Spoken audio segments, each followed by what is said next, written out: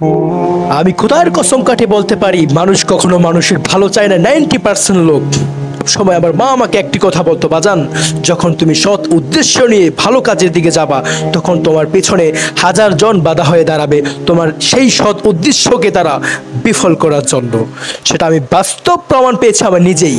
ছোট্ট একটি এক্সাম্পল বিষয় বলে আপনাদের মাঝে, আমি যখন 2021 সালে আমাদের গ্রামে ছোট্ট একটি সংস্থা তৈরি করি গরিব অসহায় ক্ষুধার্ত মানুষের মুখে হাসি ফোটানোর জন্য, তখন আমার পাশে কেউই ছিল না।